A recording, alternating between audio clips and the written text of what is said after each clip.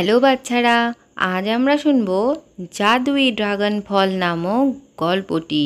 শুরু করা যাক তাহলে। সে অনেক দিন আগের কথা, কোনো এক জঙ্গলে শের খান তার নিজের কাছে সব জন্তু জানোয়ারদের ডেকে পাঠিয়েছিল।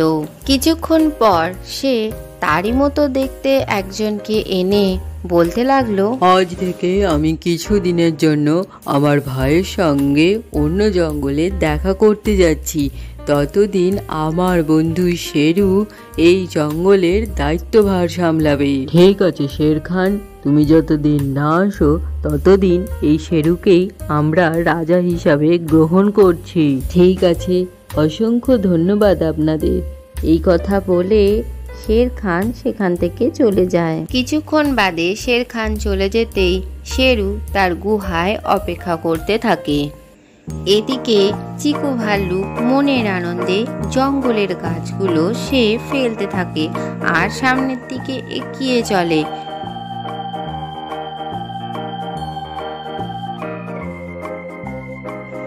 অন্যদিকে নদীর ধারের একটি গাছে বুলবুলি পাখি তার ছোট ছানাটিকে নিয়ে বাসা করেছিল। তার ছানাটি ছিল খুবই অসুস্থ।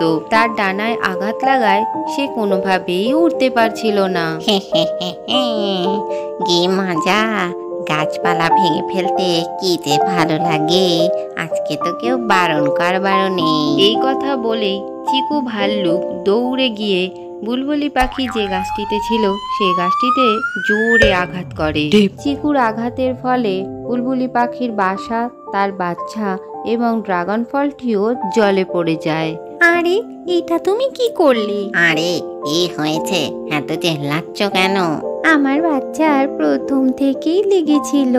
তুমি কি করলে? তার 15 দিনের ওষুধ, ওই ড্রাগন ফলও তুমি জলে ফেলে দিলে।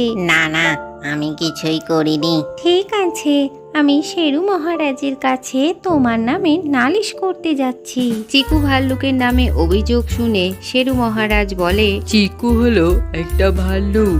সে যখনই মজা আনন্দ করে তখন সে এইভাবেই আনন্দ করে। কিন্তু আমার বাচ্চা তো প্রথম থেকেই অসুস্থ ছিল, আর তার 15 দিনের ওষুধ, সেই ড্রাগন ফলও তো সে জলে ফেলে দিয়েছে।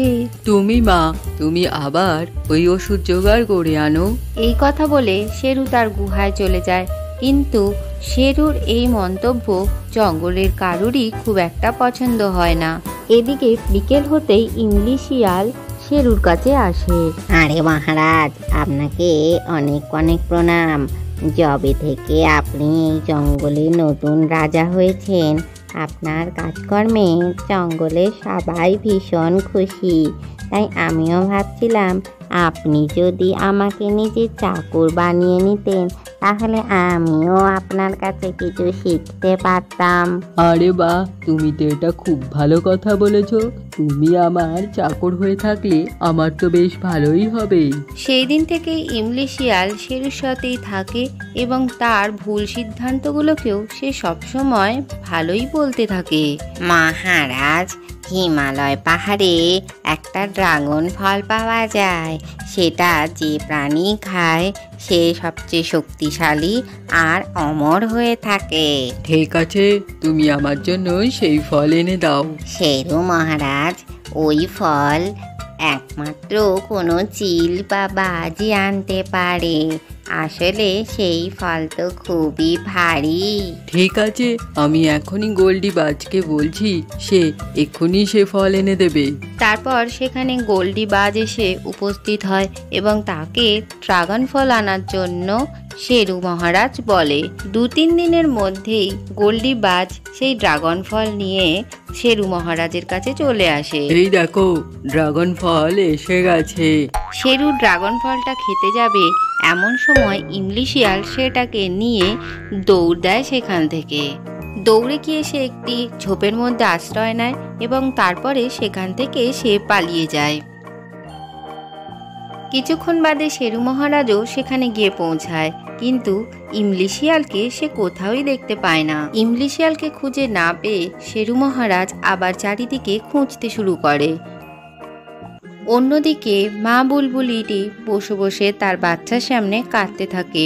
মা, তুমি একেবারেই কেঁদো না, এতে তো তোমার কোনোই দোষ নেই। আমি মা হয়ে নিজের বাচ্চাকে চোখের সামনে মরতে দেখতে পারছি না। তখনই সেখানে ইমলি শিয়াল ড্রাগন ফল নিয়ে চলে আসে। আরে মুন্নু, তাড়াতাড়ি উঠে এই ফল খেয়ে নাও। মা বুলবুলি পাখিটি তার বাচ্চাটিকে সাহায্য করে এবং সে উঠে ফল খায়। কিছুক্ষণের মধ্যেই এই ছোট্ট বুলবুলি পাখিটিও সুস্থ হতে থাকে। দূরে দাঁড়িয়ে শেরু এইসব দেখতে থাকে এবং তার কাছে যখন ইমলি শিয়াল এসে পৌঁছায় তখন তুমি এই কাজটা মোটেই ভালো করনি ইমলি শিয়াল। এই কথা বলেই শেরু তার উপরে ঝাঁপিয়ে পড়ে। তুমি আমার সাথে মোটেই ঠিক কাজ করনি, এর শাস্তি তো তোমাকে পেতেই হবে। এরপর শেরু মহারাজ একটা সভা ডাকে এবং তাতে শেষে বলে, এই ইমলি শিয়াল আমার সাথে বিশ্বাসঘাতকতা করেছে। এ ড্রাগন ফলটা নিয়ে গিয়ে ওই মুন্নুকে দিয়েছে।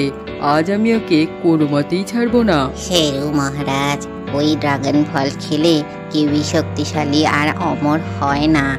ওই মুন্নুর ওই ড্রাগন ফলের দরকার ছিল। এই ড্রাগন ফল খেলে যে কোনো অসুখই সেরে যায়। এই কথা বলতে না বলতেই শেরু ইমলি শিয়ালের ওপরে আক্রমণ করে। আজ তো তোর কোনো নিস্তারই নেই। এরপর শের খান সেখানে চলে আসে এবং শেরুকে জোরে আঘাত করে সরিয়ে দেয়। আমি বুলবুলের থেকে সমস্ত খবরই পেয়েছি। তোমার মধ্যে সঠিক সিদ্ধান্ত নেওয়ার কোনোই ক্ষমতা নেই। চিকু ভাল্লুককে শাস্তি দিয়ে যেখানে ড্রাগন ফল বুলবুলিকে ফিরিয়ে দেওয়া উচিত সে কাজও তুমি করনি।